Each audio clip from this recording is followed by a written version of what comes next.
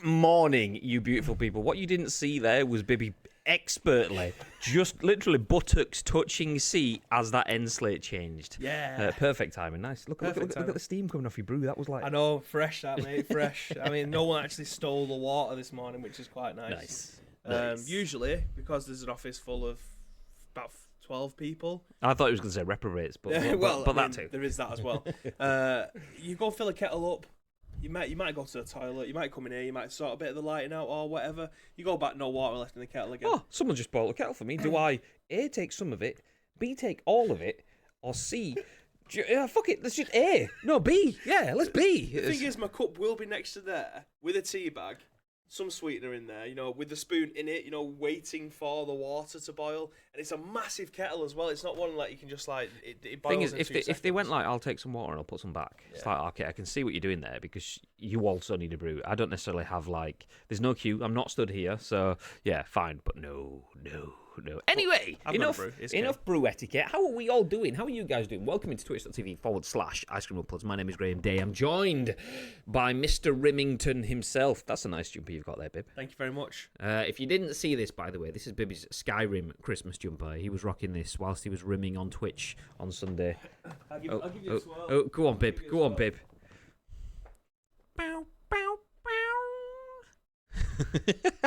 Let me get rid of the nameplates. Yeah.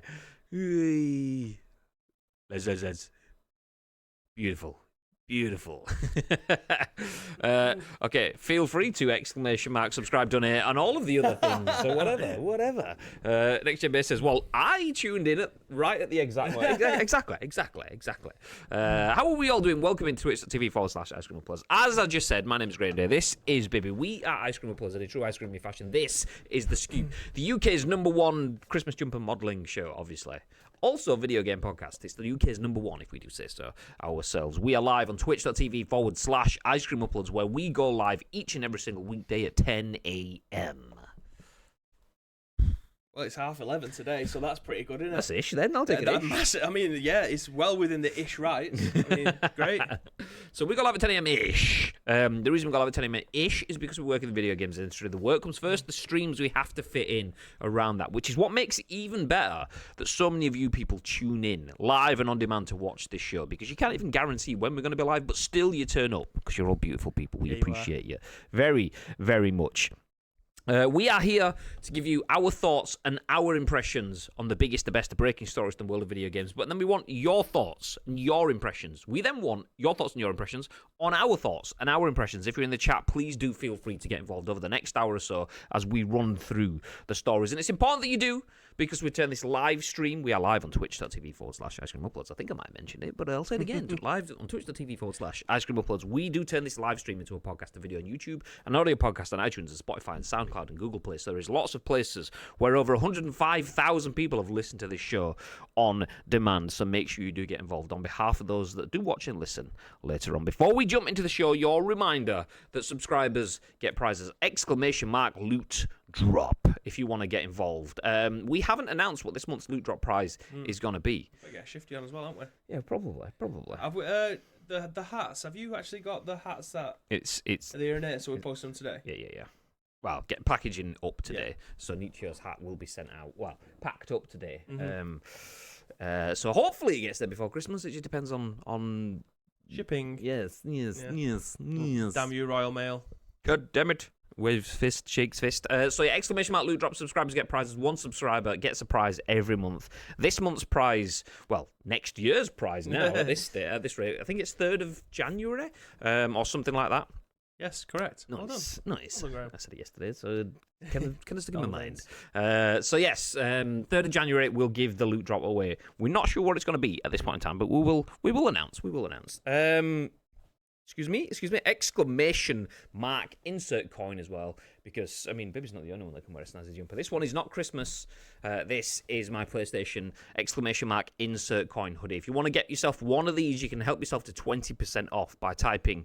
Insert coin. You'll get the code ICU21, which will give you 20% off throughout the entirety of 2021. And then a little bit into next year as well, because why not? Nice. Nice. Let me jump back through the comments. Tito was in nice and early. Alright. Says bad, how we doing? Next gen base, he. Baby thinks he's Randy Orton. No, Randy Orton thinks he's Bib. That's the way it is. Great shout. Heartbreak Bib. Naomi Campbell better watch out. She better not cry. She better not pout. I'm telling you why, because Bibby's jumper's coming to town. Yeah. AM Scoop is impressive. I'm here for Bibby's posing. Exclamation mark. Let's go. Bibby's Xbox is the prize. I don't think so. No. Komodo, welcome back, dude. Good morning. Morning. Timeless says, doesn't matter. Nietzsche wins. That's actually not true. Nietzsche doesn't win. Nietzsche buys. It's a transactional-based... There you go. Transactional-based giveaway. To be fair, he could have bought that hat like 6 times over. He could have done. With the amount of money that he ended up spending. Tito says, where the hell is my keyring? You ain't get one. You've got a Sword of Power. He's got a Sword of Power next to his name, so it means he's disqualified from all giveaways because, conflicts of interest and that. Well, yeah, that's also a very good shout. So, if we all think about it, unlucky.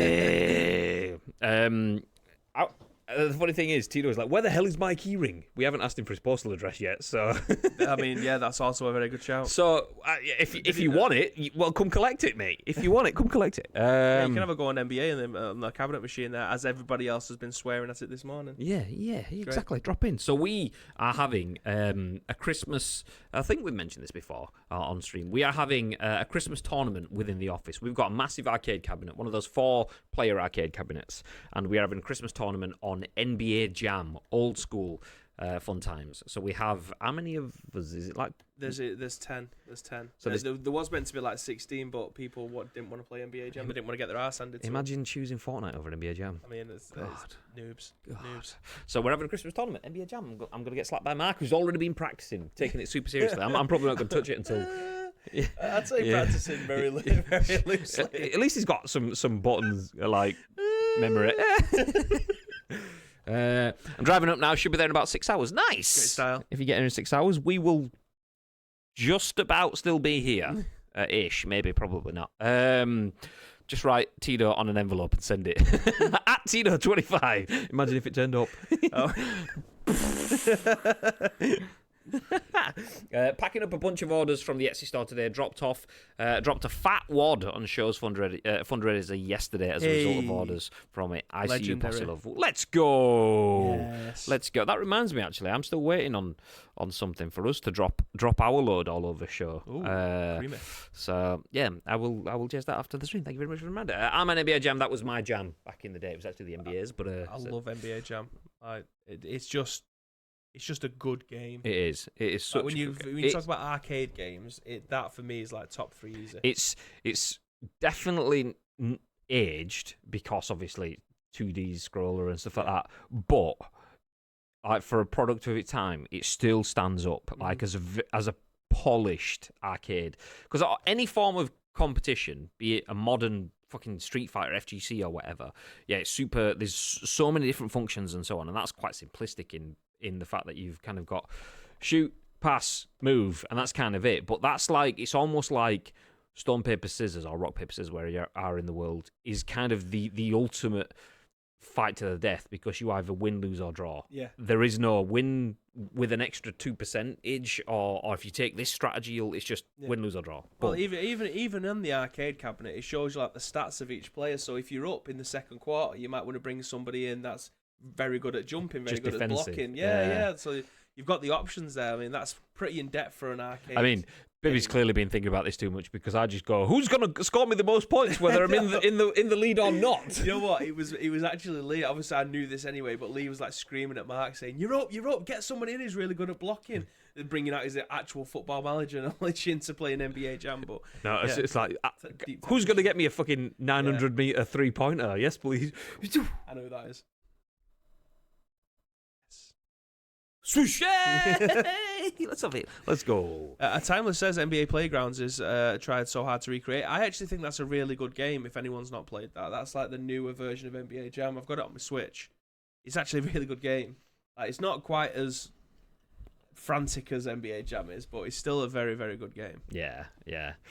I'll stick with NBA Jam. We've got the arcade cabinet, and the thing with the arcade cabinet is we won't be putting this on Twitch. This is just our internal tournament for our own team use it, yeah.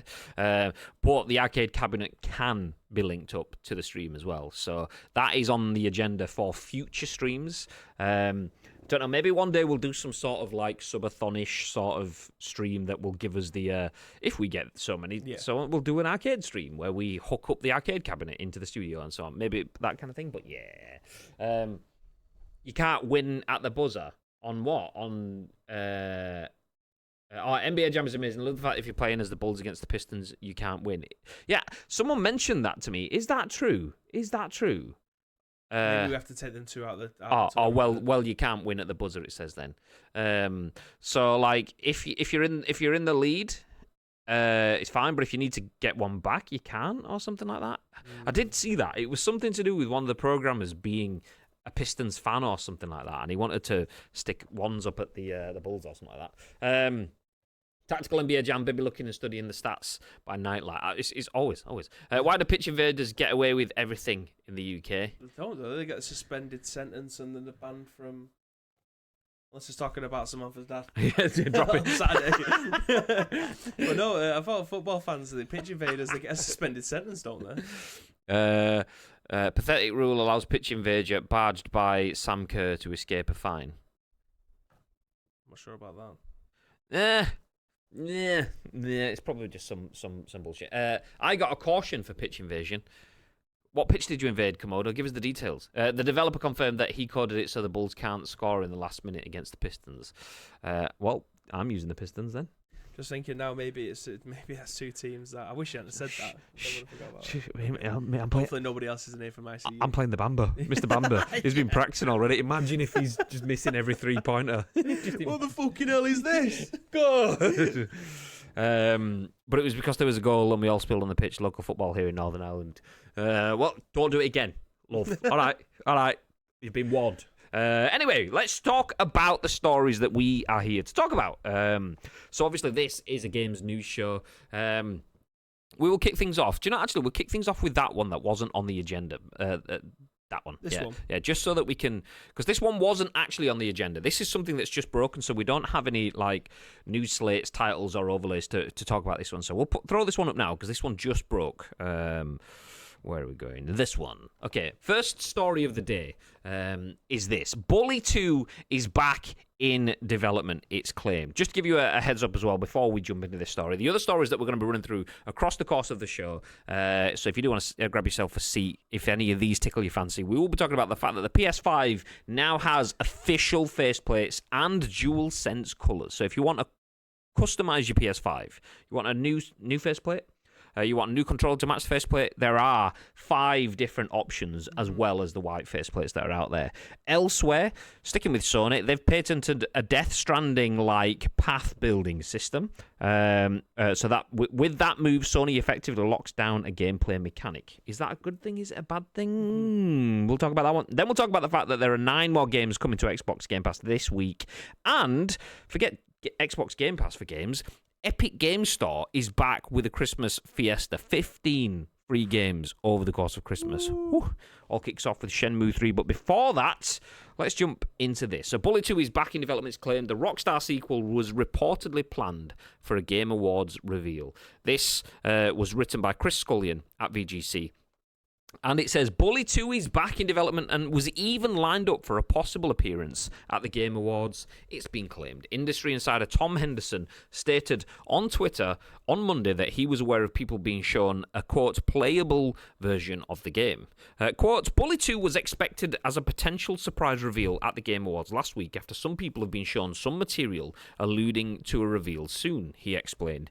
Information is a bit blurry at the moment, and I have to be quite vague here, but if I hear more, I will report on it. It's a good bomb call, yeah. Where did we get to? I've lost it. He later added, some people saw a playable version just a couple of weeks prior to the Game Awards, not the canned version. Like I said, information is blurry at the moment, but I thought it was worth reporting on as there's something definitely going on to do with the series. Henderson's tweet was seemingly corroborated by Game Informer's associate editor, Blake Hester, who tweeted the Bully logo and the message, new story coming to you soon.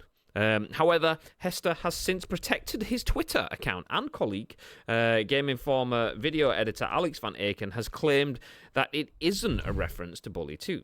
VGC reported in 2019 that a sequel to Bully was in development in the early 2010s, but fizzled out after 18 months of development. Rockstar co-founder Dan Houser and a handful of his most trusted developers wrote a script for Bully 2 as early as 2008, which contained the first few scenes and an outline of the rest of the story, according to sources with knowledge of development. The story starred Jimmy, hero of the first game, and featured many returning characters. It began at Jimmy's stepdad's house in the summer at the end of a school year, a source told us. A second well-placed source told VGC the team never decided where the full story would take Jimmy, and that depicting some of his time back in education, perhaps at school or college, was one option being discussed. If these new reports are true, it would appear that Bully 2 is back on the table, albeit without the involvement of co-writer Houser, who resigned from Rockstar in 2020. Oh, that's not the new story. That's the different story. Nice. So, Bully 2. I mean, we've spoken about Bully a lot over the last couple of years. Yeah. I'm trying to remember because all the news has just kind of like dissolved in my mind. Was there a remake, like a HD next gen remake of Bully at all? I think there was an Xbox 360 and PS3 version, wasn't there, from the obviously upscale from the PlayStation 2 and the original Xbox. I don't think that there has ever been a previous gen version of it. The one that is, I think you could buy the PS2 version on PlayStation Store thing. And then obviously you can put whether or not the game, if you've got the disc on your Xbox, is backwards compatible, and it gets a little bit of upscaling. There's never been like a reworked version of it, apart from people making mods and stuff. So I feel like this is something that's just never going to happen. I feel like this is going to be another. I'm going to say now, this is probably the third or fourth time that we have talked about Bully 2 being back in development again, and then it just seems to fizzle away again. 18 back months. Once again, Mr. Bully 2 development. They was working on this the last time for 18 months, and then it got canned. Like at that point, you think it's just probably never. The thing is, what they worked on at that point in time is pretty much time lost. I know that video game studios always have they always have like games that they will work on and then lose. They'll give up on. There's a phrase in video game development. It's not a universal phrase, but it's a phrase that's used by a lot of different studios. Is greenlighting. If something gets greenlit, then it's usually a case of, okay, we'll go ahead with that. I mean, there's still a chance after something's been greenlit that it can get kiboshed and ditched. But usually there will be a lot that gets kiboshed and ditched before they even get to greenlight. Yeah. So we're going to build up a working prototype of a game. We're going to put some story together. We're going to get some storyboarding and some art stuff put together, and we'll pitch it internally. And then we go, actually, do you know what? We don't have the resources or the time or the funding for that, or we don't think it's going to clash too much with another game we've got, or it's going to take too long, and when it finally comes out, it's probably not going to be relevant anymore. And for whatever reasons, they canned Bully. So the development for the PS2, it's not really gone anything, because to upscale all that to the PS5, like 3 generations later, they might as well just start afresh, because they're going to have to build the whole game again. So those few scenes, that's all kind of irrelevant. The story, okay, maybe some of the direction might be fine, but storytelling in video games has evolved so drastically since then that's probably not really useful as such anymore. So it will be starting afresh. I do see Bully as being something that comes back out, and with the amount of noise, I know there's that no smoke without fire kind of thing, but sometimes it's like, how many times can you like? I can't even think of an analogy to build off of the no smoke without fire. It's almost like someone seeing smoke signals and reporting it to the police, and then it's like, oh, well, we investigate this fuck all there. I mean, it's like Boy Who Cried Smoke kind of thing. So, do you reckon the GTA remaster stuff's put the fear in them though? Because obviously this is breaking after the fact. Well, that's kind of where I was going when my first question was, have we had a remastered Bully? Because one thing that would tell me that Bully is back is a remastered Bully. Like, if Bully 2 was coming out, the best signifier of that is, oh, here's the upgraded things that we've just done, because you see GTA, Alan Wake. Yeah, exactly. Oh, do you want Alan Wake remastered? Oh, Alan Wake 2! Ta-da! So, like, if we got Bully for the next gen, the definitive edition, because we saw the definitive edition, like, of the Mafia games, obviously, I mean, that led to a fantastic. full remake of the first Mafia game. But, like, the definitive editions of 2 and 3, they were brought out ahead of the full remake of the first game. So, definitive edition of Alan Wake before we get Alan 2's announcement. If we get a definitive edition of Bully 2, Bully, then we pretty much, you can put, at that point in time, nail on the head. This is it. Bully 2 is definitely back. I'd like to see it. I'd like to see it back. I think there is definitely a gap in there for another Rockstar game, especially after the shit show that we've just had. Which again is actually in a much better state, especially San Andreas, because that's the only one that I've played. But it's in a much better state than it was. It's definitely playable, but I hope that they would go as far as to actually remastering this one, or at least doing something that isn't just putting it through a 4K upscaler and then hoping that everything comes through. Like, if they can't afford to do that again, but I just feel like if there was going to make a remaster, it takes the shine away from this, because I don't know how many people are going to be working on it. Dan Houser isn't there anymore. He's the one that's apparently written the script in 2008. He's not there anymore. Will that script get ripped up and now start again? Like, what is the foundations of what a Bully 2 game looks like? I mean, if they don't do a remaster, though, you're damaging yourself there, because a lot of people, it's factual. You put a 2 or a 3 or a 4 or a 5 on a game that's a story game. People go, well, I don't know the first one, I'm not going to play it. Which is why games like Metal Gear Solid are massive. Metal Gear Solid 5, The Phantom Pain, huge. The fact that it was a completely different style of game allowed it to bring in more people, but there were still a lot of people that I don't know the story of Naked Snake and Solid Snake and Solidus Snake and the boss and Big Boss, and it's all just confusing. So I'll just not bother. So a lot of people, if they see Bully 2, will be like, I didn't play Bully, I'm not sure. It's not GTA from Rockstar, so I'll give it a miss. So I kind of feel like they either need to do a remaster, or they need to do Bully 2 that comes with that with Bully 1 pre-packaged, so if people want to play it, or they need to have not Bully 2, but call it like Bully and then after school detention. Bully after school, Bully later years, not even later years, because later years tells you not even after school as well, but that tells you that it's after something that's previously happened that you don't know about. So it kind of needs like a different name. Do you know, like, what was that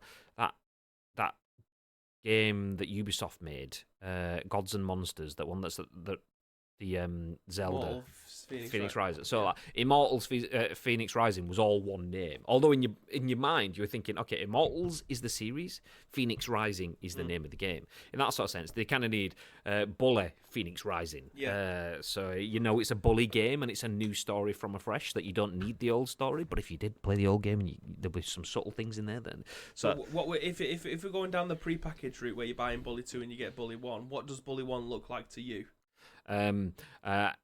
All donuts around, all nuts around, all faces look like Tinky Winky Dipsy La La and Po. Okay, yeah, it's definitely worth the money then, Nice, isn't it? yeah, I love one of those. Also, anything else that you expect to work just doesn't. The reason I ask is because this game, Bully, the first one, has been ported to pretty much everything. You can play that game on pretty much everything. According to this, Android, obviously Play Store, PS2, PlayStation 4, PlayStation 3, Xbox 360, Microsoft Windows, iOS, and the Nintendo Wii, bizarrely. So I don't know what that version looked like. But you can play it on everything. Is this one of them, like, if you wanted to play it or you had the idea to play it, you would have played it by now? Because this game came out in 2006. I was 15 when this game came out. I'm now 31. I wanted to play this game, but never did. This was one of the games that this came out at the peak of me having all the time in the world to play all the video games ever, and it was one of those that it was it like temporarily banned or something while they changed the name, and it was just a bit difficult to get hold of, and I just never did. And then it Karen's was picked it up. Yeah, and then the opportunity was gone, and then I don't go back to play things, so it coming out. You never played this? No, I never played it. So I don't go back to play games, and because it came out generation after, I was like, well, I don't want to play an old game. If they make it new gen, like fully remaster it, fair enough. But I'm not really that bothered about going back to play things. So I missed out on Bully, which is kind of where it says. So Bully 2, I like the idea of, but I want to know the story. I want to play through the story, so I can speak with that as it excites me, but until I know that I'm playing an experience that is fully for me as a new person into the series or they give me an inroad, it kind of doesn't speak to me at the same time as well. So yeah, Bully 2 is back in development. It is claimed. As we say, if we see Bully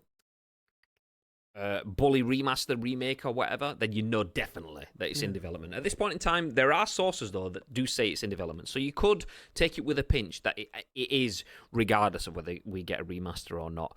With anything though, this is a Rockstar game, so we know that we are years away from GTA, and that will be the focus. So I can't see this anytime soon. No, that's it's just. Again, it's almost as bizarre as that Star Wars announcement yesterday. We've got a game coming out eventually. Yeah, in like 4 years' time. It's bizarre, but again, this is just a rumor. Nothing's actually been set in stone, so we'll wait and see on that one. Is it still on your shelf in the cellophane like any other game? No, it isn't, because I don't own it. Fallout 76. Didn't own it actually. That's actually on my table, and it's still in the cellophane wrapper. Hi from Work, says Lake. Hey, breaking news, says Timeless. It is. That one came out this morning, which is why we put that one in. We didn't have a header slate like one of these bad boys, so Baby puts these together. PlayStation sell branded faceplates. That's our next story, but we don't have one of those for Bully, which is why I put it at the front.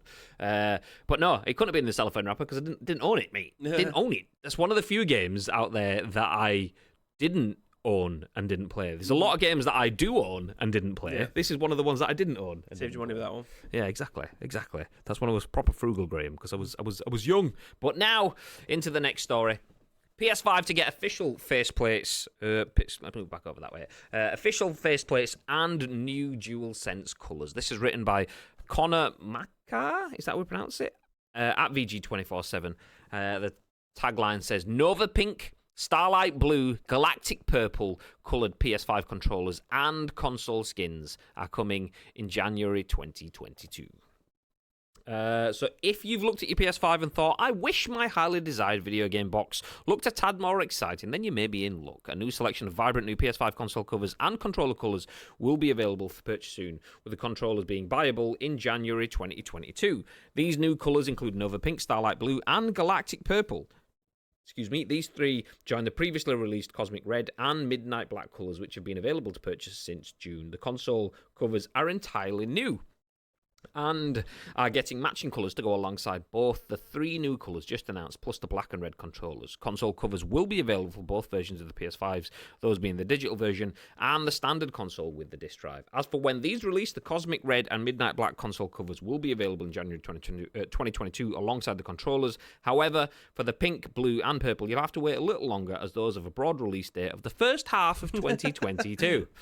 We have no idea how much the new cosmetic upgrades for the PS5 are going to be, but for those with an eye on the controllers, it may be important to note that the retail price of the red and black versions, those are currently retailing in the UK at 65 quid for the controllers, so expect a similar price for these new colours. There's no specific release date for either the controllers or console covers, with the official blog post recommend that we be sure to check your local retail for availability. We'll end it there. And I do want to mention, talking about prices, it doesn't mention it in this article, but I did listen to the Kind of Funny Games Daily podcast, and I don't know where they got their source from. I can't remember it, but they did mention that the faceplates were priced at $55 for the faceplates. So 65 quid for a controller, 55 quid for a faceplate. So if you want your all-white PlayStation, well, your white and black PlayStation to be all black, it's going to cost you 110 quid. Yeah. I just keep everything white for the time being. Like, you could probably buy vinyls that go onto your console a hell of a lot cheaper than this, but the controllers themselves have always been expensive, and obviously now because they are the white is the dominant color of controllers that are out there. If you want a different color, you have to pay a premium. It seems like, and I'm not willing to be able to do that. But again, I do need a new controller at some point, and there's no way that I'm paying 55 quid until my controller decides to die a death. I refuse to buy one. Like the X has been funny on it. Mute. There we go. The X has been funny on my PlayStation 5 controller for months. Do you know what I mean? And apparently you can send it back and get it repaired.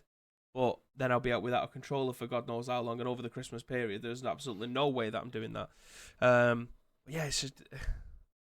I like the fact that they are bringing new stuff out, but this obviously goes to show why they were shutting like D-Brand down, because they knew full well that they was going to be making their own at some point, and they don't want that market to See, get. I'm not sure, I'm still not convinced, because the fact it's either the fact that PlayStation didn't think about this and thought, fuck, we can make a shitload of money if we shut this down and do it ourselves, or they were always going to be doing this. And the fact that they aren't releasing this until middle of 2022, when the console came out in 2020,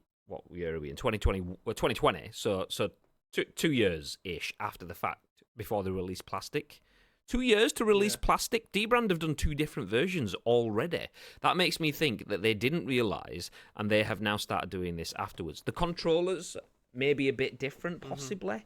That said, PlayStation have always been quite slow in that sort of sense to add extra things. PlayStation don't go, here's all the controllers in the world. They go, okay, well, we'll release one controller this 6 months and one controller next 6 months. And they've just started doing that with the Faceplates and stuff. I just don't find it very exciting. No, it's just solid colours. Like, we talked about all the designs that they possibly could have done, the mock-ups before the console came out, like the Spider-Man versions. And like stuff the Boss Logic ones, fucking badass. Like, just so detailed, so... it looked super official. But obviously they're not. These are just a whitewash colour palette. Like, there's nothing to them. I mean, I'm thinking purely of my own setup here. So my setup at home is very much a white, black, and then our colour scheme, which obviously you can see is pinks and purples and stuff. It's a mixture of those. Predominantly a white setup so that the colours have got more chance of flourishing and so on. So that's kind of where I'm going. So a white and black console works in my setup. A black console works in my setup. So in theory, the purple and the pink should work in my setup, but it just doesn't excite me. The idea of getting that pink faceplate wrapped around a black console, it just doesn't look like it would sit in my setup. And then the purple kind of one as well, and they're just a bit dull for like. I mean, like Next Gen Base confirmed the same thing I've just said as well. Plates are $55 in the US, so imagining 45 quid. Although if you factor in dollar to pound conversion rates and the games industry, it's 55 quid as well. There we go. Absolutely. But like 45 quid, let's go with that. 45 quid to change the colour of the plastic in a pretty bland and boring sort of way. Yeah. It's not really exciting for me. Not worth it. Well, I mean, I think that they've purely had this in the pipeline for a long time because it feels like they purposely made the console to have the stuff detached from it. Like, there's not, I don't think, as far as I'm aware, you don't have to take any nuts and bolts off to be able to put new faceplates on. It's just the snap on, snap off. So I feel like they've always had this in the pipeline. It's just D-Brand go, do you know what? You can actually do this. We're going to do it first. And they're gone, no, you're not, mate, because you don't want to water down our potential sales. But I don't think it's going to take long for other third parties to be able to come and do it. And Sony can't stop them. I think the only reason you don't see them everywhere already is because of the size of them. So if this was a phone case, it'd be all over the DH gates of the world. If this was a controller snap-on, DH gates of the world. But because it's a laptop-sized chunk of plastic times 2, the box that you're going to get is like that big. Yeah. So just and naturally have a cutout as well for the bottom of the console where the disc tray is. Yeah. So getting that sent to you will be like obviously expensive when it comes to postage costs. So I imagine that's probably the biggest hindrance more than anything else. Rather than the legal restrictions, we do Marvel shit. So PlayStation, bring it on. We don't give a fuck. But I think it's the sizing that will be the issue of it more than ever. Just it's so bland. I mean, they're not bad. They are nice. Don't get me wrong. And because the first party, they are gonna fit really, really nicely. I'm not bothered. What did they call it? Midnight Black? Was that what it was called? Yeah. So the Midnight Black one, I would go for. The purple, which is very much an Ice Cream Uploads colour, I wouldn't go for. Black and purple is just a bit. The pink and black. It just doesn't grab my attention. It's not exciting enough. And I was seeing people on social media because Jordan mentioned it in the chat yesterday, so I went and looked yesterday, and I'd seen people going, "Oh yeah, but you can do like a white and a pink," and I'm thinking, okay, well that's nice, but to get white and pink or black and pink or whatever, that's like 90 quid's worth of shells. I mean, the white obviously comes with it, but if I want to mix any other colours up, what's this? I'm just on Etsy now. I just typed in PlayStation 5 vinyls. And Etsy is obviously full of them, but that looks okay. Yeah, that's stick-ons though. I'm not bothered about vinyl. If it was a solid piece of plastic, fine. If it's a vinyl, I don't have the skills. Well, I don't know if Vern is here. Vern did a solid of hooking me up with some vinyls for my PS4, and I fucked it up. So yeah, I almost fucked up putting a vinyl on the side of my PC, which is an Ice Cream Uploads logo as well. So Samantha's good at this stuff. If I wanted to do it, but it's like a fraction of the price, like this one here. The Spider-Man one. That's £10. It's not the greatest vinyl in the world, but I'm just saying if you wanted to change your console up, like I'll drop this in the chat for everyone. I can put it on screen if you. Okay, yeah. So this is just a random Etsy search. It's not for me, admittedly, but £9.84, you can get a Spider-Man skin and stuff. I don't like the idea of stickers on my controllers. I once went to a Champions League festival, got a UEFA Champions League PS4 controller skin sticker thing, vinyl. It after a while started peeling, and it's not for me. It's not for me. So the idea of something that is more first-party, solid, built for purpose, I do like the idea of. I just find, like, for £55, Asim would be all over that. it's... Which one? The Weekend. Yeah. If he's in the chat, this one's for you, Asim. But yeah, you can add your own photo if you want it. That should be. Wait, you guys are doing Etsy searches? Exclamation mark 3D. Oh, I think it should be in the chat. So exclamation mark 3D, give it a try. Luke Pastille says, anyone want to buy my boxed, unused white PS5 controller? No reason. So would you buy one of these, Luke? There's nothing wrong with them. I just don't find they don't hit my level of excitement where I want them to. I'm the kind of person that when everyone was buying new cases for the Nokia 3310s and 3330s, people were buying like market stall ones that were like $4.99. And they looked good, but they were hollow plastic shit, and they just didn't feel as good as a proper solid Nokia first party case. So I bought the if you got the phone from Orange, you got it in a nice baby blue case, which is what everyone wanted. I managed to buy one of those, which had the little orange logo in the bottom of it. I wasn't on Orange, and I didn't want something. So I got some rubbing alcohol kind of thing, got rid of the fucking logo off the bottom of it, and I had like a clean case. Because I like the build quality of the first-party stuff. And I don't want a crap third-party thing. I want a first-party thing. They just don't inspire me enough. The black one... And I think it's the black central column on the console itself. The black central column with the midnight black faceplates and a midnight black controller with the glow of the light. That is probably as far as I would go in terms of customizing my console now. I just wouldn't spend 110 quid to get to that point. See, that's nice. That first Avenger one, that's quite nice. I like that. But did you ever buy any of these? I bought some of these from a PS4 controller. It's just like putting a condom on your controller.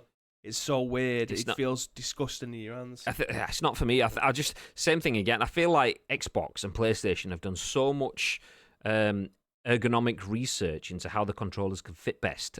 Why would I want to stick a big wedge of rubber around? It's like having a case on your iPhone. Anyone that takes the case off your phone, iPhone or even Android phone, whatever, and you're just like, ooh, this feels beautiful. But I can't do that because as soon as I drop it, glass everywhere. So you have to put a case on it. And it's like, when you take your case off, you're like, I forgot just how beautiful my phone feels. And that's what it's like with a controller. I refuse to put something on it because I know it's meant... Yeah, so there you go, another search. Nice. That's closer to the Boss Logic one. That's still a bit busy for me. I probably wouldn't like that one. But yeah. Let me jump back up. I think I may have missed some. Actually, I can roll with this. Where is it? There it is. Gotta roll with it. I'm sure someone could post them onto you from the UK. I'll do it and charge a reasonable 50% handling fee, mates rates. Nice. It's on the US PlayStation Direct store as a pre-order G. Oh, is it? Oh, okay, there you go. I've got some knockoff black plates, but I stuck the white ones back on because I missed having the retro PS logo. I got shown through. I'll get a set of official ones. I mean, I've got the retro logo. I used your link. I've got both of them. I got the retro logo and a ICU purple. So one of my consoles has the retro logo. One of the consoles has the ICU purple logo. So yeah, I agree.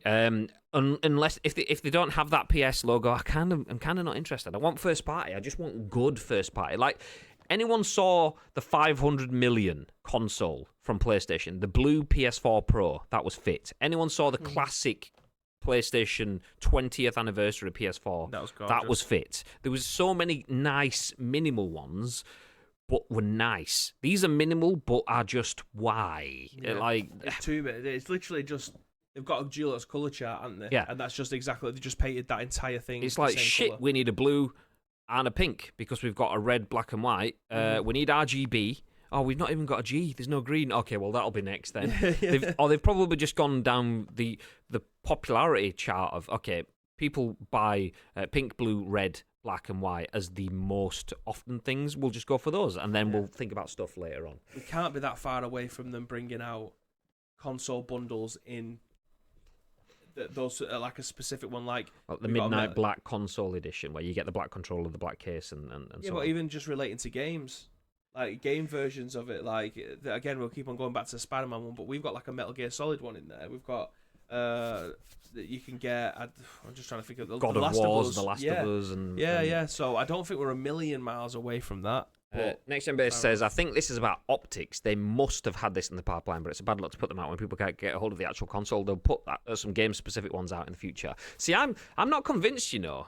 That's a very good point, and it could be the case. It could be the case, but I'm just not convinced about that, because I'm thinking if you're in such a PR disaster that you've had to squash D-Brand's Dark Plates and then Dark Plates 2.0 are now out. You've had the backwards and forwards of the sewers sort of stuff, and then there was PlayStation stuff all in the early days.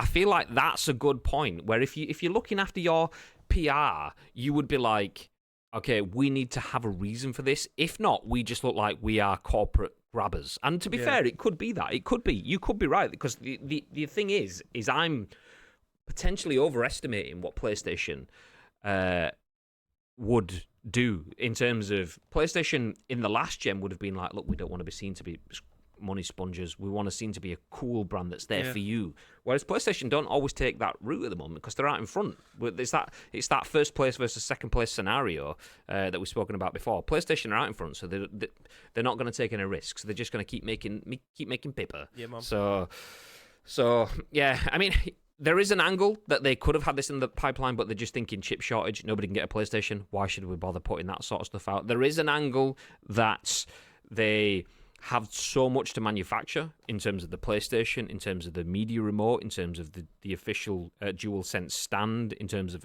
extra controllers with the Cosmic and the so on, and the PlayStation headset, that they've just gone, okay, we'll put that stuff last.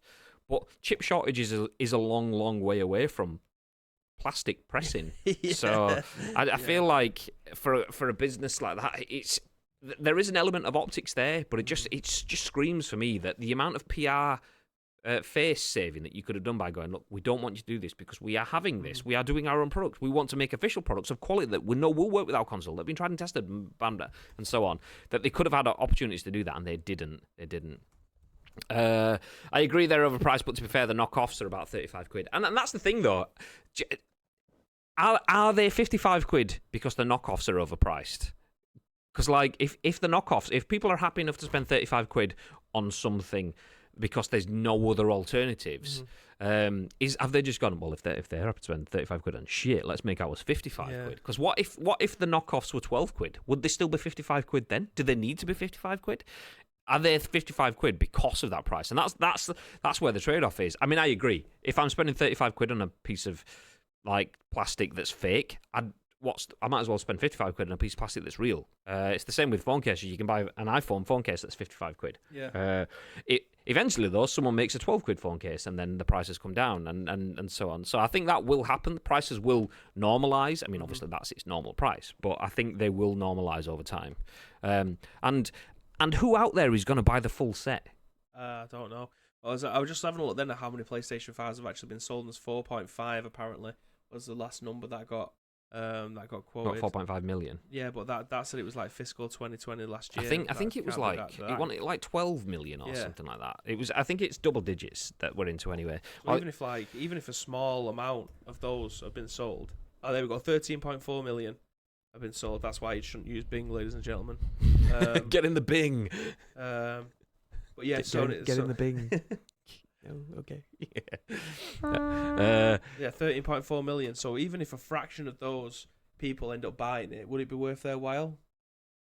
Yeah, I mean, I think it would be. And it's another one of those, you keep things moving, because the issue that PlayStation has had is they've had to keep some form of media silence.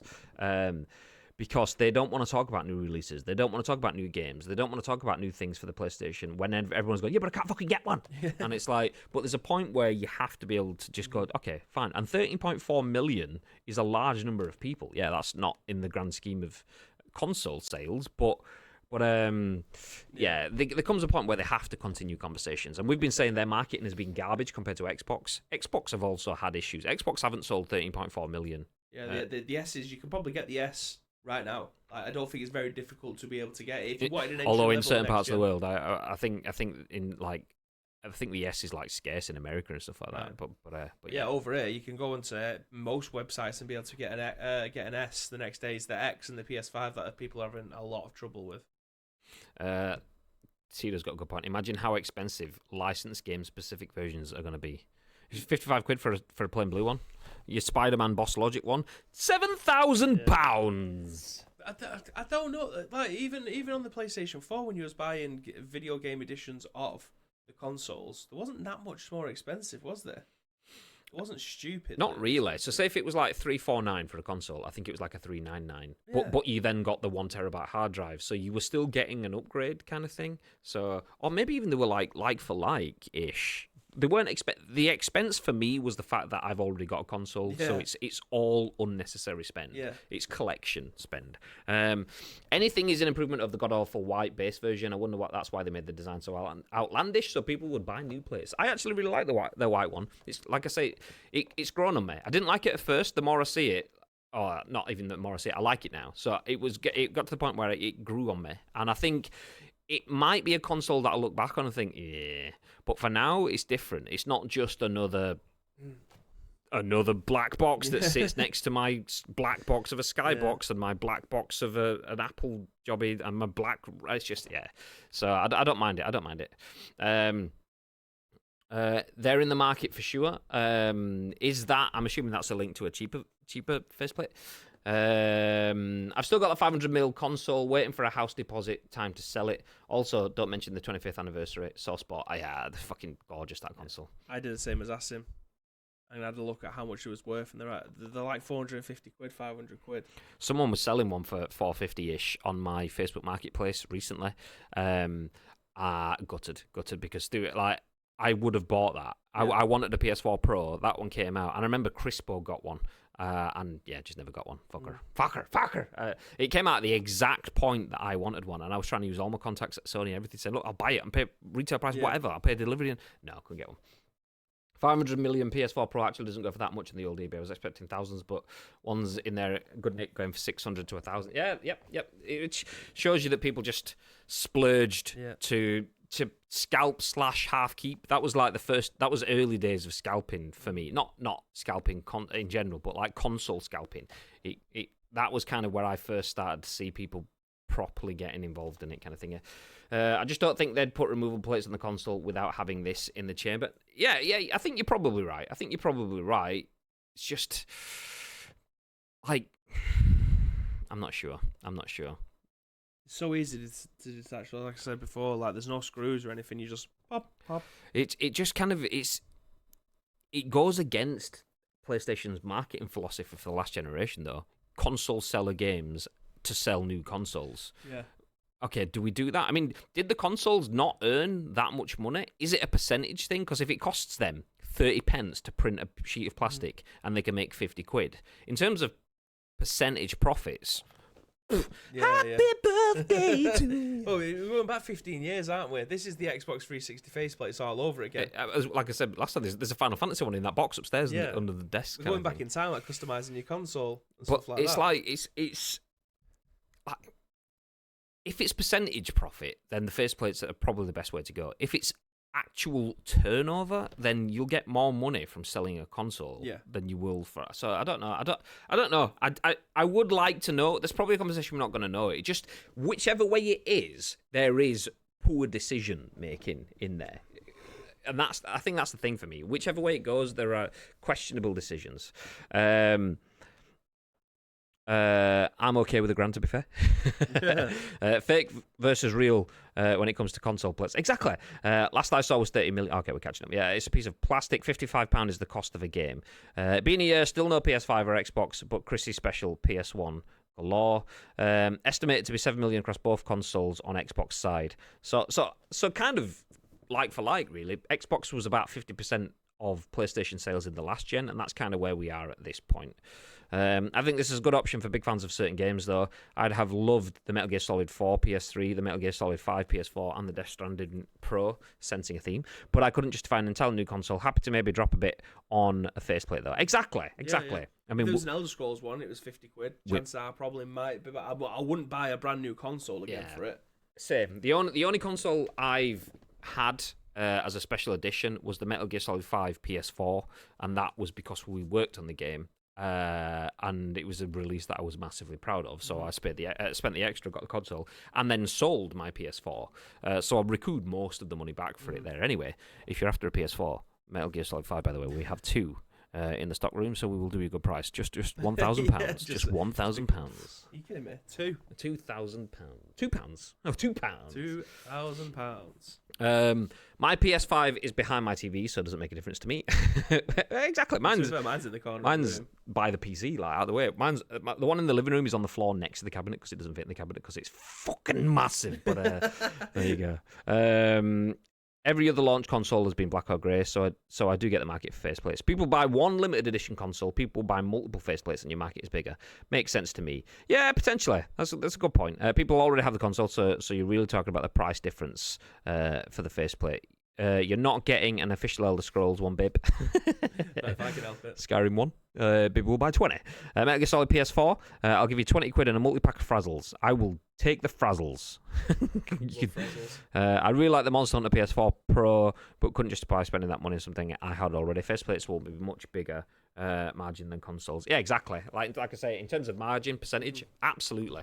Well, it's been known for the longest time that, like, the Xbox, for instance, was sold at a loss, hoping that the software would end up bailing them out. It wouldn't surprise me nowadays if it's the same with the PlayStation 5 console, especially with how much they're having to spend on getting the chips in at any given opportunity. That's a good thing, but then the chip shortage wouldn't have been factored in with that decision because we weren't in a shortage at that point in time. But the chip shortage will make it more expensive to produce consoles now, which then reduces margin. But margin becomes irrelevant once you get to a certain like revenue in terms of margin. If you're making, if it costs you, let's say it costs $5 to print, and they make 40 quid on every one, obviously they won't, because then there's the stuff that goes to the stores, they won't buy it at full retail price, and then there's distribution costs or whatever. So you can make a good chunk. Let's say they make 20 quid. They are their margin is, that's 400%. Let's go with that. But that's still just 20 quid. Whereas if they were selling a PS5 at 450, 350, whatever the cost is, I can't remember now, and they make 100 quid, it's a smaller percent, but it's a bigger chunk. And when you're operating at such large amounts at big prices, often they go, okay, well, we like margin, but we also like bigger figures. So it would be easier to get to a bigger sum much faster by earning less margin. So ideally they want both, but yeah, it depends. Anyway, we're going economics, we don't need to go down that. No green one. Says ads. Yeah, no, nobody wants that. We need a new stream series, Business with Bibbe. No, just Etsy with Bibbe. Well, I've genuinely just found a Skyrim one. Well, it comes in three separate editions, Graham. So if you want just the Dovahkiin one, that's great. If you want it branded, that's great. And then if you want both, that's great. So there is 3 different versions, all are £10. So Bibby's bought all 3. Add to basket, add to basket, add to basket. I have one. They're all going to be all layered over the top of each other. When I worked for HMV, we made around 3 to 5 quid on a console sale back in 2008. I know it's madness, and you wonder why HMV struggled. Yay! I mean, it is madness. Obviously, it's difficult to give profit to a store when the first parties themselves are losing money on those sales. But that's the reason. That explains why Game do the things that we severely dislike. Yeah. Severely dislike. You want a 350 quid console? We will sell it you for 350 quid. If you spend 350 quid more on other stuff, and it's all good value, but it's stuff that you didn't want, and we will force you into it. And it's no surprise that they had to do things like that, because the revenue, the margin, should I say, on it is so low, they have to get it from the add-on sales. I imagine it's going to become more difficult as well because you can buy direct from PlayStation now as well, aren't you? Yeah. So I imagine it's going Which to be... you could do today. PlayStation Direct UK got a restock today. They're probably out of stock a few hours ago now, but they were in stock. I imagine it's going to be a little bit more difficult for the likes of Game and that to try and shift their consoles when they know full well that they can't bundle all the shit in that no one wants, because why would I do that when I can spend £300 less, get it directly from the source? Yeah, exactly. I've got an issue and I want to send it back to PlayStation. I'll speak to PlayStation and go send it back to PlayStation rather than going to Game and go, I've restored to PlayStation. So, yeah, that makes sense. Cheese Leaf Geek, hey, how you doing, Cheese Leaf? Hey. HMV fought games company for years and eventually stopped selling them because the market was stupid for them business-wise. Exactly. I mean, I don't mind add-on sales as a potential. You go buy a pair of trainers from fucking Sports Direct or JD or whatever now. Do you want some Crep Protect, mate? Because and it's like, but then you go, no, and they go, okay, well, we'll still sell you the trainers then. Whereas Game go, do you want extra 12 controllers, 3 games, a VR headset, and some room smelling salts? It's like, I actually don't, thanks. Oh, I'm sorry, you can't have it then. Yeah, it's sorry, like, pal. But why? Because it's in a bundle. It's literally not, because I can see the console there and the smelling salts are there. Why do I have to have these fucking smelling salts? It's just a bundle. They just wrap them in cling film as well, don't they? There's the console, and then they'll put like loads of stuff, and then cling film and go, it's in the same packaging, mate. I can see the edge of the cling film. I can see the roll of the cling film and the scissors. But you just... Yeah, fun times. Managed to get hold of one for a friend via there last week. Free standard delivery, arrived next day. What game store do you shop in? It doesn't matter. They're all the same. What the feck is going on there? I have no idea. It's just come through with all the Just CSS. It doesn't look like that in my chat. No, it doesn't. Yeah. That's bizarre. Cheese Leaf Geek said, good, thanks, hope everyone's good. Nice. Just anyway, you have just commented and our chatbot just having a mare. Don't know what's happening there, but hey, welcome in, dude. Scummy game store and the staff. To be fair, the stores aren't scummy. It's just the staff. Yeah, I agree. Oh, shit houses.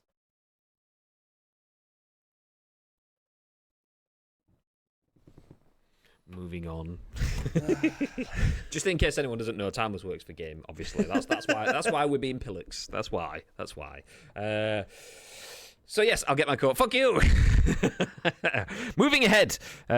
So sticking with Sony though, not going too far. We'll jump into the next bit of news, and this is the fact that Sony patents a Death Stranding-like path-building system. With this move, Sony effectively locks down a gameplay mechanic. This is written by Jeremy Signor, Signor, I don't know, at VG247. And it says, Sony patented a strikingly similar collaborative path-building mechanic found in a Sony-exclusive Death Stranding, seemingly taking one of the most intriguing aspects of a decidedly different game and making it Sony-exclusive. The patent itself, which is titled Terrain Radar and Gradual Building of a Route in a Virtual Environment of a Video Game. Ooh, that's the title, isn't it? Nice. That's exactly. Make sure you include that shit in there. That's exactly what I like. To be fair, you guys can't see it, but when I read that, that's what I see as Cheese Leaf Geek's comment in the chat. It's just CSS numbers. Well, I can see words and things I understand. I don't know what it says though. Terrain radar and gradual building of a route in a virtual environment of a video game. Nice. It cites Hideo Kojima as the creator of the mechanic, though it doesn't ever mention Death Stranding's name. Specifically, the patent calls out ways of, quote, influencing a gaming world of a video game, end quote, such as who create the paths, how used they are, and basically all the general details surrounding Death Stranding's gameplay. Strand gameplay. If this sounds like a cause for concern, it's because we've been here before. There's a reason. For instance, you didn't see games with minigames in loading streams up until recently. It's because Namco Bandai patented that idea for itself until the patent expired in 2015. The hoarding of gameplay ideas can only lead to a stifling of creativity in game design. Where would we be if the concept of platforming was patented by Nintendo in the 80s? It's a slippery slope, and luckily one that companies haven't dared to tread on too much yet, but who knows for how long. For its part, Death Stranding just had a new release in the Director's Cut for PS5, and a sequel maybe, okay, we don't need that, it's fine. PlayStation patents a path building system within the game, so a gameplay mechanic hidden now behind a patent. Not the first time this has happened. We, not too long ago, had this exact same conversation about the Nemesis system and Warner Brothers. What day is it today? Tuesday. Might have been Friday then. during the Game Awards for Wonder Woman. We talked about that because obviously WWE were bringing that out. Yeah. So it would have been Friday last week. We talked about this. Oh, I meant the fact that I was meaning not too long ago they patented it. It was in the last 12 months or whatever that they put the patent down, and we had the conversation going, okay, is this great? Is this stifling creativity? Would it lead to others doing the same thing? And here we are. PlayStation patents a gameplay mechanic. Could you imagine if Resident Evil 4 patented the over-the-shoulder? Because I'm fairly certain that was the first game to do that, the over-the-shoulder view in a third-person game. Imagine they patented that. The games that wouldn't have been able to come afterwards. That would have been detrimental. That would have affected the entire gaming space at that moment in time, because it felt like every game after that came out. I mean, Gears of War was pretty much based off of that. I mean, it was a duck and cover system, but it was still over-the-shoulder third-person shooter. Imagine just any FPS, the first person to make a first-person shooter. Okay, we've gone 3D first-person view. We've copyrighted this. Yeah. Boom. Imagine if that happened in the games industry. Is it Wolfenstein that was the first FPS? It was either Wolfenstein or Doom. I can't remember. Doom was the first one that had online. It might not have been the first FPS, but it was the first one that offered online server access. Yeah, I think stuff. it might have been Wolfenstein. That was genuinely the very, very first FPS game ever. Imagine if, where would we be with video games if that was the case? It's ridiculous. I can't believe that they're allowed to patent the systems. Like, fair enough, the technology and craft that goes into it, but every single game takes inspiration from the game that was before it, whether or not it was actually that they actually taken elements from that game and put it in. Every game that's ever been released has pretty much influenced a game of some sort, regardless. Like, imagine patenting it now so that you couldn't do that. Like, it will force people to be a bit more creative and make systems themselves, but that just takes longer, and they might not have the again, not criticizing it, they might not have the intelligence, they might not have the desire, they might not have the passion to be able to create a new system. The issues you get as well, though, is new systems can be, I mean, because of the inputs that we have, because of the way that engines work and the way that things are coded, new systems are often very, very similar to old systems. So even if they do go away and make a new system, it might still be similar to an old system, which is a court case, which means that we're going to take all your money off your stuff. So it does become, because that's kind of what it was hinting at in that article, where it said, what word did they use? It's a slippery slope, and luckily one that companies haven't dared to tread on too much yet, but who knows for how long. And that's the awful thing, is the fact that video games in the 80s and so on were amazing because video games were just coming out left, right, and centre because people were seeing other people's ideas and they were copying it and taking it further, and someone else, like that, I'm going to take that further, and we borrowed the creativity. There's nothing wrong with, and to kind of half-assed paraphrase the Inner Sloth devs, they said we would have just loved to see Fortnite take our idea for Among Us and build on it rather than just doing a like-for-like copy when they did Imposters in Fortnite.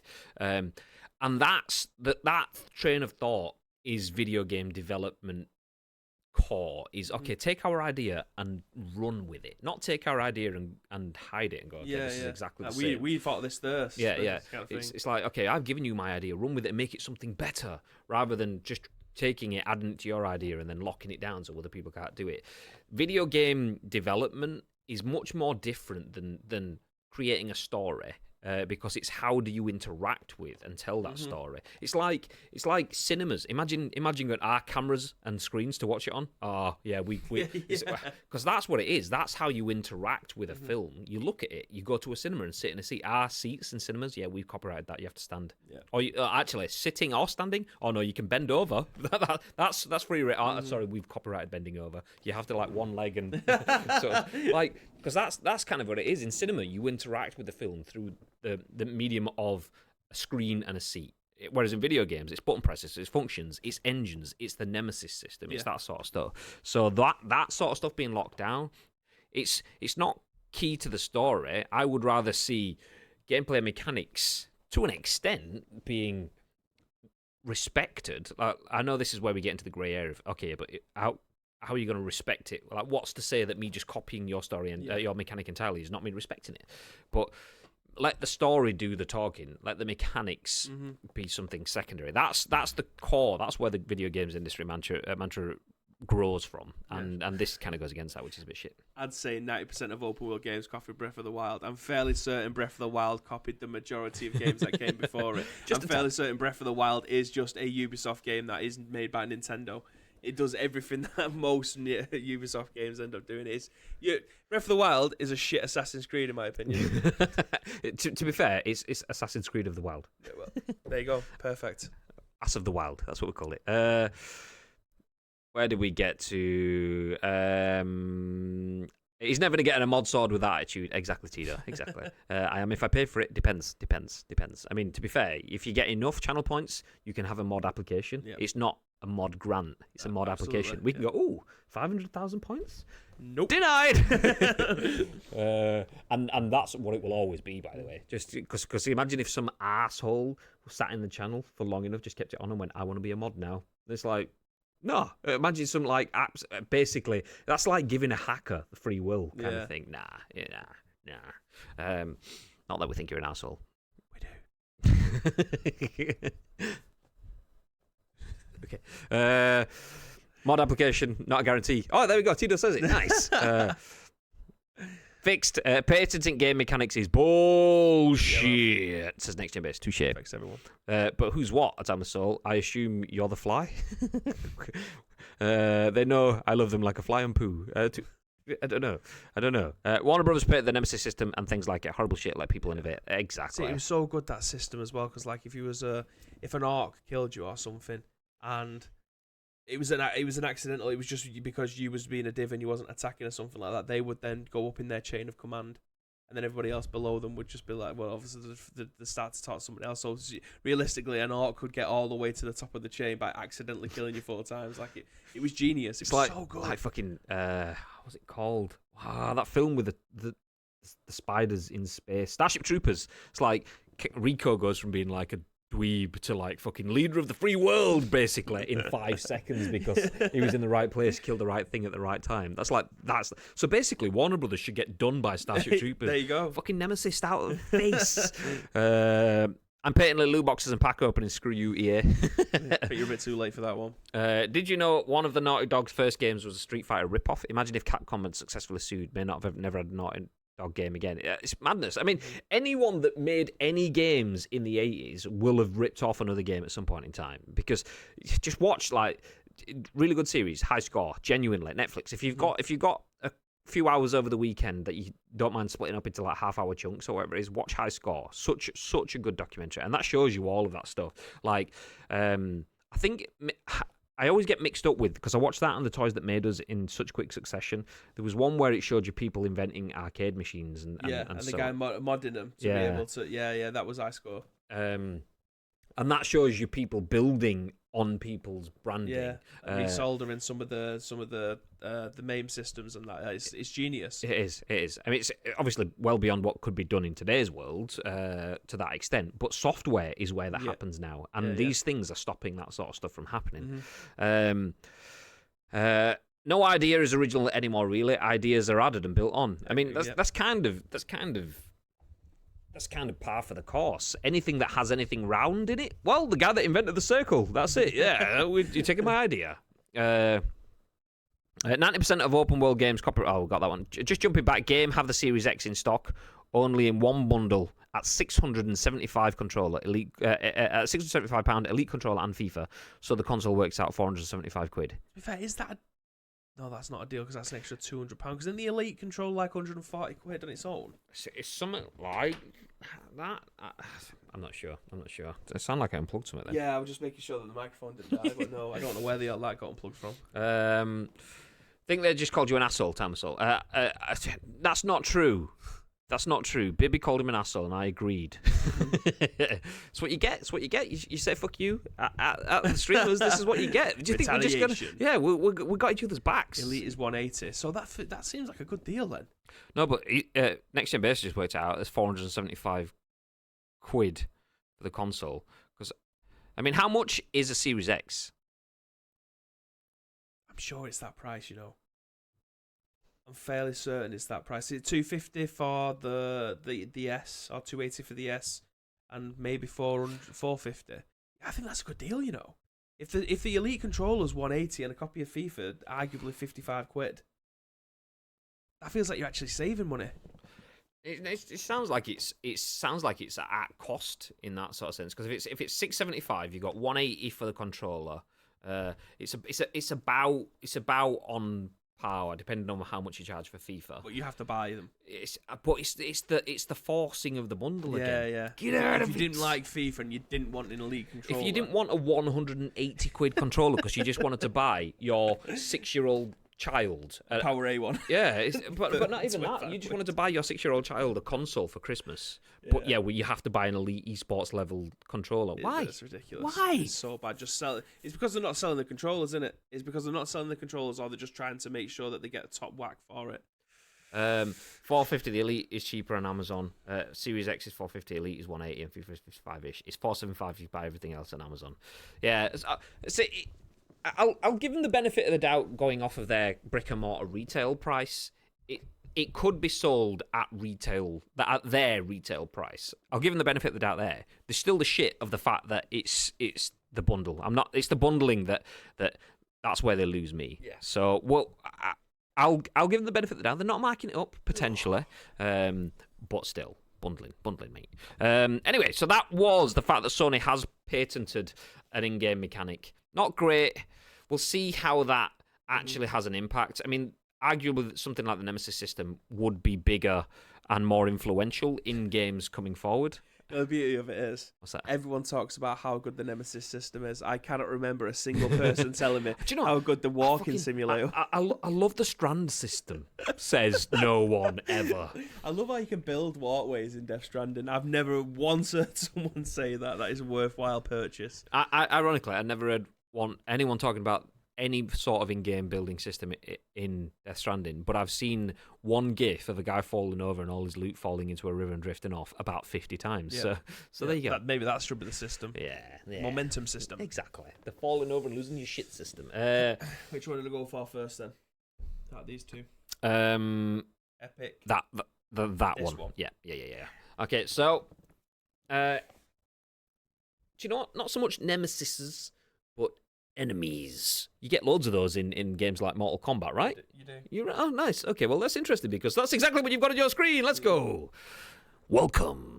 9 more titles come to Xbox Game Pass this week, including Mortal Kombat 11 and Firewatch. The tagline says The Gunk, Lake, not the one in the chat, but the game, Broken Age, and Transformers Battlegrounds are among the rest of December's games. This is written by Chris Scullion at VGC, and the rest of the article says a new batch of Xbox Games Pass titles have been announced by the official Xbox on YouTube channel. Not that you guys can see that because Pippi's hiding that off the top of the screen. The 9 new additions are all due to arrive on... Let me move us out of the way. Whoop. The 9 new additions are all due to arrive on the service on December the 16th, so 2 days' time, and will be available on console, PC, and cloud. Highlights include Firewatch, Mortal Kombat 11, and The Gunk. Younger players, meanwhile, will get access to games starring Paw Patrol, Ben 10, and Ryan's World. The 9 games confirmed are as follows. Ben 10 Power Trip, Broken Age, Firewatch, The Gunk, Lake, Mortal Kombat 11, Paw Patrol, Mighty Pup, Save Adventure Bay, Race with Ryan, and Transformers Battlegrounds. Since these games are all due for release on December 16th, and since the announcements were made via Xbox On rather than through Xbox's usual channels, it's possible that there may be more games planned for the service during the second half of December. Given that the following week's release day lands on December the 23rd, however, there may be no releases on that day since it's so close to the Christmas holidays. Game Pass releases added earlier this month include Final Fantasy 13-2, Among Us, Stardew Valley, Lawn Mowing Simulator, and Aliens Fireteam Elite. We'll leave it at that point in time. I think this is a nice selection. Now, fair enough, they are definitely aimed towards kids, as it is going to be the Christmas period.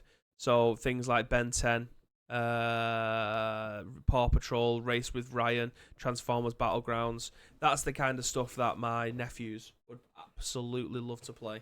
The other stuff like Mortal Kombat and that, and Fire. I've heard I mean, Next Gen Base has put it in there as well about Firewatch. I hear so many good things about that. Mark absolutely loves it. If Mark loves it, I'm probably not going to like it.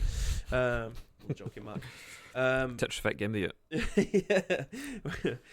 But yeah, games like that is great being added to the service because if they are, you can just kind of go and play Ben 10, lads. Go and knock yourself out.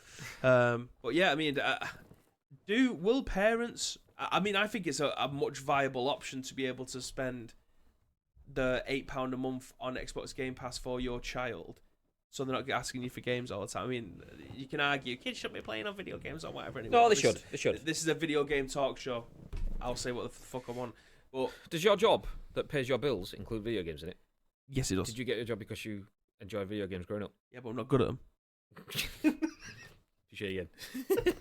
So yeah, play all the fucking video games. Yeah. To an extent, obviously. Same with anything in life. Don't do anything that's gonna be bad for you. There you go. Crack on. Periods of time, yeah. yeah. Alcohol. I mean, people genuinely thought that smoking in the early 1900s was good for you. Oh, it's great for your 2-year-old. Have some Marlboro Lights. I did actually see it. It was something that made me piss. I think I might have retweeted it, but it was like, we were such a... this country used to be great, and it's a picture of a load of people in a pub with a baby with a pint of Guinness in its hand like this. I was like, that's the kind of shit that you used to expect, but obviously you don't see it anymore. Snowflakes these days. Bloody hell. They're not drinking pints of Guinness at 3-year-old. I was high on crack. Well, yeah, I mean, like, is having Game Pass on an account for your youngers a good idea? I think it is. Having the games like this on there, let's save you a load of money. Yeah. Imagine buying these individually. You're probably talking maybe 60, 70 quid because it's a kids games. We didn't have that many games for Chloe because it was kind of a risk. I think Disney Infinity, or whatever it was called, was the one that got her to start playing games. But before that, we tried a few different things, and it was like, yeah. And it's like kids either like it or they don't, and they'll find out pretty quickly. I mean, I was like into video games, so I would have just played whatever there was available. Whereas when it's your hobby and you want to play games with your kid, you kind of like, you need to find something that catches their attention. Yeah. I was Sonic. I can't remember what came first. Either playing Sonic playing Sonic or playing Super Mario World with my granddad. I can't remember which experience first, but I don't know if it was the SNES or the Mega Drive. I don't know which one we had first, but I also remember playing Golden Axe and Streets of Rage with my granddad all the time. So those were my interesting. I mean, they're fucking fantastic. I can go back to play them games now and still have the best time in the world playing them. But obviously, it was a little bit different then. There wasn't as many options for video. Well, there wasn't. I was playing whatever my granddad wanted to play. That's all I had available to me. But I don't know if it's. I mean, there's so many free to play games nowadays. Yeah. See, like, even that wasn't a thing. That shows how much it's changed. In the last 11, 12 years, free to play wasn't really a thing. Free to play back then was the. Yeah. That's free to play. I mean, if you just that's going to be an absolute scam. That's just there just to make me buy stuff. And people still have that attitude for free to play these days. But back then, free to play was just. It was a mobile thing only kind of thing, pretty much. But yeah, my favorite first game, I can't remember what it was. It was on a relative's. It was either like my nana had an old Atari, which we kind of got to play on when she wasn't playing on it, but she liked to play on it, kind of thing. My uncle had a Commodore. Someone had like a fucking Spectrum or something. I can't remember. So, but these were when I was too young to be trusted to touch them most of the time. Yeah. So I think the one that I've properly got hands on with was probably NES stuff. But although I did play bits before that. Well, hello there, Nichio. I'll read. Come on, Shaq. Let me just go back up see if I missed anything. The Elite was 180 when it launched. You take the piss, but Death Stranding is legit impressive with what it does with social stuff. I mean, not saying... Yeah, I never said the game was bad. Yeah. It's just that people aren't talking about it. That's the only thing. Firewatch is amazing, and you should all play it. End message. I'll play it when I play Firestorm. And I ain't playing that. Although, to be fair, I'm probably not going to play it. Not that I don't want to play it, but I've got just got more PUBG to play, mate. Not the one on the chat. I feel so left out now. What do you mean you feel so left out now? I was including you. I said Lake, and then I said not you, meaning like you're our Lake. They can get off. I was including you. What do you mean left out? Get involved, Lake. Blah. God. Honestly, fine. Do you know what? Next time I won't include you. Love. All right. Yeah. Is Transformers Battlegrounds a new PUBG game? No. Because that would be content, and PUBG doesn't have that. I'll probably give them a crack, says Madge. Set up a secondary account on the console, enabled parental controls. Boom! They got all the Game Pass games that are appropriate. Nice. Yeah. We don't have that many games for Chloe, says Nietzsche, because it was my fucking console. Wise words of G-Day. To be fair, she's got her own console now, and she didn't play it anymore. She went through a massive period of playing Fortnite and got ridiculously good at it, and then when lockdown ended, I think because she'd been forced to stay in, she was like, fuck that, I'm going out into the wide world. Lee, good afternoon, dude. He says, I bought my little dude a Series S with Game Pass. He's playing Minecraft, Forza Horizon 4 and 5, Sea of Thieves, Art of Rally, Banjo-Kazooie, and more. He loves it. And it costs me nothing as he uses my account with a family share thing. Perfect. It costs you it'll cost you £8 a month or whatever it is just for that console. Perfect. Like, it's quality. Yeah, I would have loved to have grown up in that. Yeah. In that generation where I wasn't just bugging my mum or my nan or my granddad or whoever it is to buy me games. We'd buy, so we had like, at my mum's house, we had a Master System, and she'd buy us games for it, but it was like once every 6 months we'd get one game, and it was from a second-hand store kind of thing. So imagine getting one second-hand game that was a year old-ish every 6 months. Yeah. It's like, imagine that now. It's like, Forza Horizon 5's out. Here's FIFA 98. Yeah. I would, like, when I was younger, I would just be asking for whatever the Pro Evo was at the time and a copy of Football Manager or Championship Manager back when it was, and that'd set me up. And occasionally, I'd get a game just during the year if I've been really good or whatever. But yeah, like, I'd just have 2 games and then see what happens from there. And then whatever my granddad completes, he'll just give to me and then I'll play it. I just remember me and David stood in front of like a glass box counter kind of thing with all of the old Master System cartridges, which Master System cartridges were about that big. They were black and they had like a red top with a white sort of checkering and then the words, and we'd just be sat there going, like, looking at them. And obviously video game cases now, you'll get like cover art and stuff. Back then, more often than not, the cases were cardboard and they were rubbish and thrown away straight away kind of thing. So you'd be there looking at identical things side by side, black with a red top, and you'd be just looking at white words, choosing Golden Axe. That sounds like my kind of game. Mega Fighter 2. No, we'll go that one. Nice. Afternoon, by the way, says Eternally. Afternoon, dude. My first game was E.T. Atari, then Sonic 1 on the Mega Drive. Timeless says to Magic, I just found my Elite 2 Day 1 receipt. Apologies, it was 15999. How dare you? Fake news. Yeah, 20 shit. How dare you be out by 20 quid? I didn't pay that though, thank God. Exclamation mark Game Pass. Did you know that if you're an Xbox, you can get Game Pass, where for a low monthly fee of only $10.99, you can get access to hundreds of games, including day 1 releases and even EA games, and you can even get the first 3 months. Yeah. Nice. You first played on a Commodore 64, I know, because it was mine, and you knackered the second player controller by throwing it when you got upset. Granted, you were about 4, but nothing changed after that. No, it wasn't yours. The first one I played on was Arthur's. It wasn't yours. You didn't have one at that age. My Uncle Arthur, it was his, and it was his copy of Rambo. That was it, I think. But E.T. on Atari, in that the game that got put into landfill. Yeah, it was lovely. No. Anyway, is that even old enough to play on an Atari? I think he's about 8. Yeah, but I thought he was like 25, maybe. He's never 25. He's about 8, genuinely. Yeah. Maybe 9. Actually, we've been in lockdown for a couple of years. He might be 10. Yeah. I bet he's just going to come back now and say he's older. He's like 29 or something. 28. No way you're 28, ads. Never seen it. No. He gets ID'd. Absolute baby face on you. You're not 28. You are. I'm telling you how old you are. You are 21 maximum. I know. No. Honestly. GG's, mate. Enjoy that. The years will catch up with you eventually. Maybe 16. Anyway, enough talking about free games that you can access via Game Pass. Instead, let's finish up by talking about the free games that you can access via the Epic Games Store. Whoop.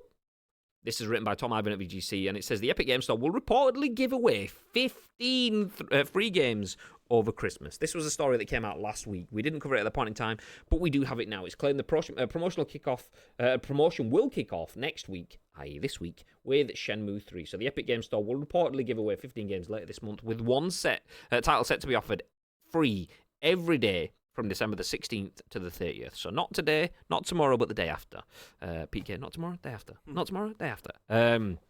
That's according to Dear Labs user Bilbo Kun, who correctly leaked the PS Plus lineups for September, October, November, and December, plus December's Xbox Live games with gold titles. They claim the promotion will kick off with a free copy of Shenmue 3 on December the 16th, when the Epic Game Store will also launch an end-of-year sale running until January the 6th, 2022. Update: next week's free Epic Game Store title hasn't been revealed as usual, with Epic instead saying it will give away a mystery game on December the 16th. I wonder what that'll be. Yeah. Sounds like Shmenmu Shmee. The original, you just literally just need to read that top line. The rest of it is just the same old shit. Okay, original story continues. The first 14 games being given away will reportedly each be available to claim for just 1 day, while the 15th free title will be available to claim for 1 week. Interesting. Yeah. See, this is pretty cool. I mean, Epic Game Store always give away a bunch of stuff at Christmas and peak times, and they also have a really good sale.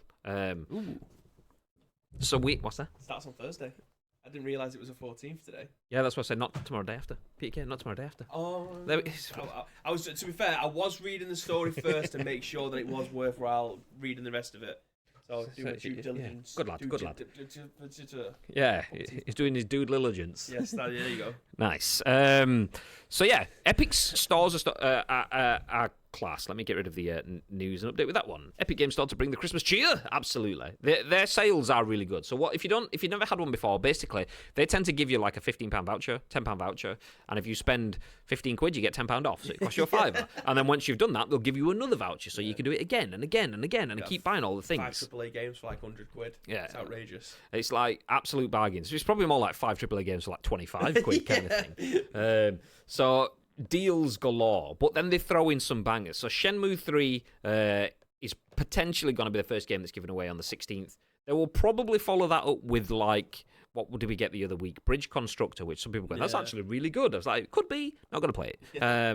Still going to add it to my Epic Games Store library. There, I bet you. But like, that's the kind of thing though. They will throw in some Bridge Constructor stuff. They'll throw in some niche stuff / cult stuff, but then they'll hit some big hitters throughout. And you can guarantee the free game that's going to be available for a week. I would be surprised if that's not a big thing to end on. Okay. GTA 5. Yeah, again, pow. So yeah, if you're on PC, we mention this all the time. Epic should 100% be sponsoring us. We need to set ourselves up for an Epic Creator Code. Absolutely. Because we talk about this all the time. But Epic, I mean, if Xbox Game Pass is the best deal in gaming, then Epic's the best deal in gaming. Yeah, it's just better. Nothing.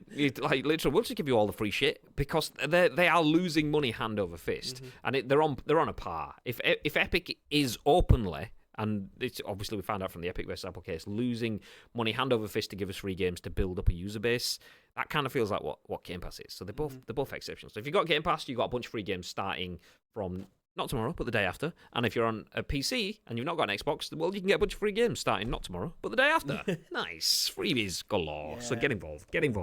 But that's it for us. Let me give you a quick reminder of the stories. We started off with the breaking news story, the fact that Bully 2 is back in development, or so it's claimed. We then jumped onto the fact that PS5s now have official faceplates in multiple colours. So we already had the white faceplate. There is now a black faceplate to go with that, plus Nova Pink, Starlight Blue. Plink? Nice. Nova Pink, Starlight Blue, Galactic Purple, and there are controllers to match. Sony, meanwhile, are locking down patents. The path building system in Death Stranding has been locked down by Sony, so you won't be seeing that in any other games.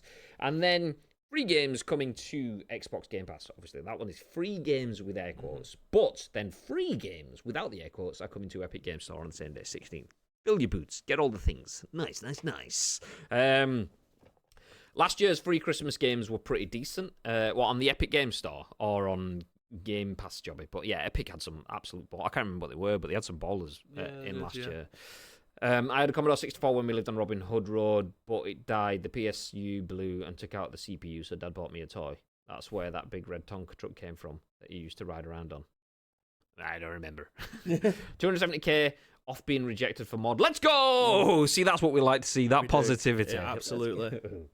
On Epic Games. So, yeah, absolute bangers. Can't remember what they were, so they can't be that good. I'm only joking. They were decent. The thing is, the issue is Epic gives you so much, you can't really remember what's and the whens. Yeah. So, yeah. Well, that's why obviously we like to do Free Game Friday, don't we? Just to give you guys the reminder of what games that are there available for you on that particular day and what's coming next week. You goddamn right. Speaking about what's coming next week, just a reminder that the scoops stop this time next week, next Tuesday, will be the last scoop of 2021. We will obviously bring you the news throughout the rest of the week, plus the evening content on Wednesday and Thursday, plus Bibby streaming Halo for the first time on the channel on Sunday. There will be no stream on Saturday because I'm out getting drunk, basically. Nice. So do feel free to come back for all of the content throughout the period from now up until next Tuesday. Once again, everything shuts down from next Wednesday. There will probably be some ad hoc streams here and there through Christmas, but it's best to consider it a couple of weeks shutdown until the new year. A weekish, week and a half-ish, 2 weeks-ish, whatever. We'll give you updates once we've got the new schedule and to recharge, locked please. in. Absolutely. I say, even though we haven't been in the studio, we've literally brought the show still every single day, and we've literally been giving the content. So I think it's time a well-deserved 2-week respite for us. Damn right. And then 2 week rest for you before the world changes. Yeah, I think that's what I'm most excited for. Like, I mean, it's probably not going to be that enjoyable for Samantha, but 2 weeks of us without having the child there before. I mean, it could arrive any day. Yeah, I'm going to say, don't make plans. That's what I mean. They've got 4 weeks until she gets induced. So yeah, it's any time now, really. Not that I'm shitting it or anything.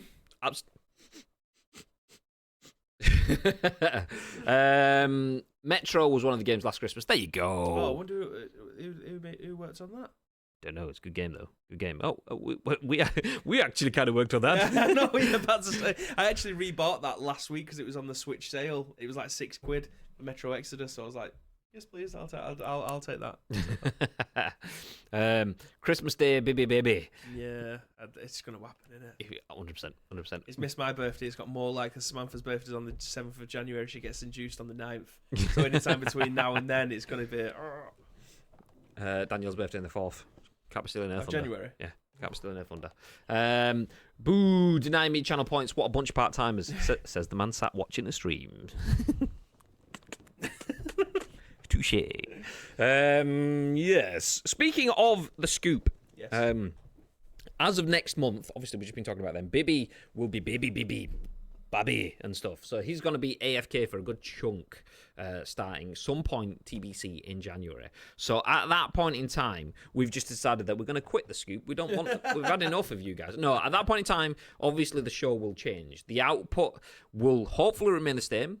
Stay the same. Every day, 10 a.m. ish. But the format could be different. It could be just a dollop. It could be where we get you guys in. Oof. If you're interested in getting involved in the scoop, not necessarily as a permanent fixture, but I'm going to look at building out a schedule so we can get some of you guys in. So it might be scoops some days, it might be a dual show where we get some of you guys in. Naturally, for that to happen, we would need a few things. We need to know who you are and trust you. That's the first thing, because if you're on the show, we can't be having none of that dodgy stuff. We've seen what Timeless has been like. Exactly, already had fuck you guys in the chat and stuff already. He's already out there. So, but if you guys are interested in getting involved, you need a camera, you need a microphone, you need Discord, and a smile. Yeah, absolutely. And then after that, just your own thoughts and opinions that you can share on the show. So if you're interested in getting involved, do let us know either in the chats over the next few days. I'll build out a place in Discord.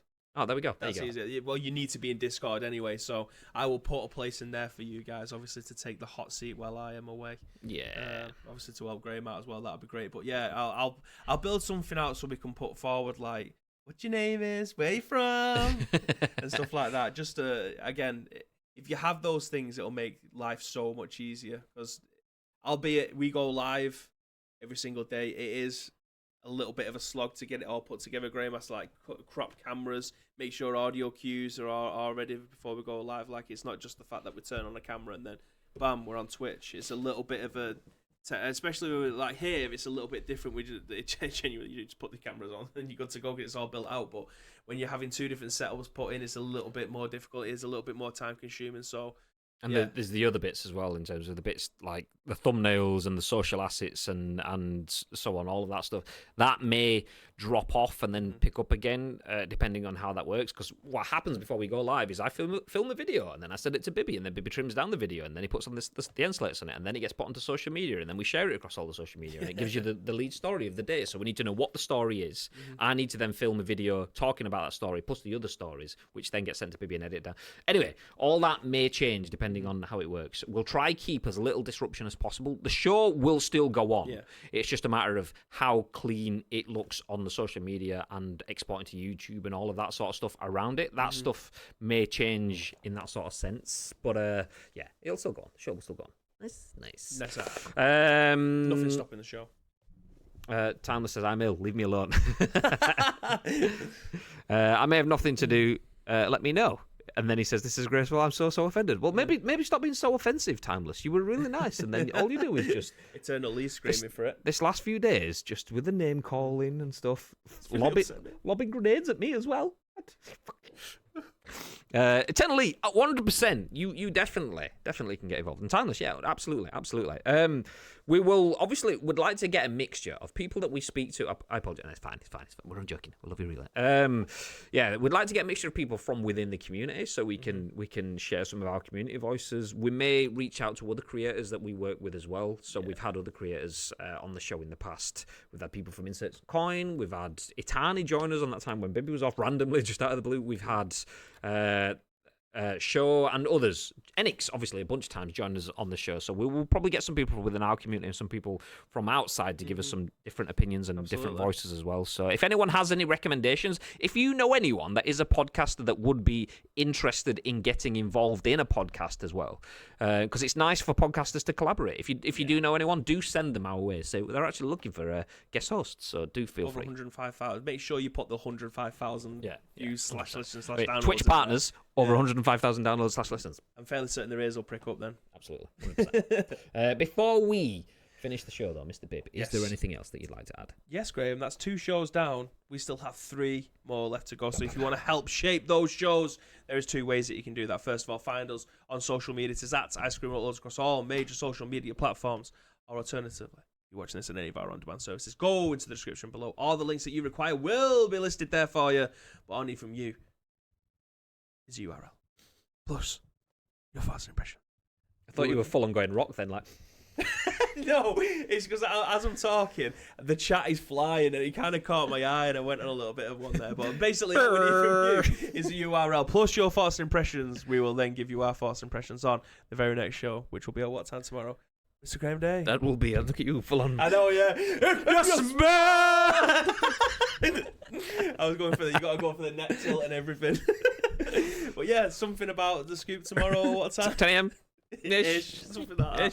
So, yeah, nice. I will miss Bibby a lot. Many times I will apologise to the world for that. It's fine. I think after that, people are thinking, this is a professional video games 105,000? Really? Really? Yes, I can show you the numbers. Don't worry about that. Anyway, that's it. We're done. We out. Stick around for the raid, though. We're going to drop a raid on one of our friends. Do stick around because you get channel points to spend on our channel. We get to make their day, and everyone is just so much happier and warmer inside. Let's do it. Lake says, see you tomorrow. Lake, we will see you tomorrow. We'll see everyone else tomorrow. Have yourselves a fantastic day. Stick around for the raid. Until next time, from the last time, actually, in the ICU studio in 2021. What they got to do, Bib? They got to stay frosty.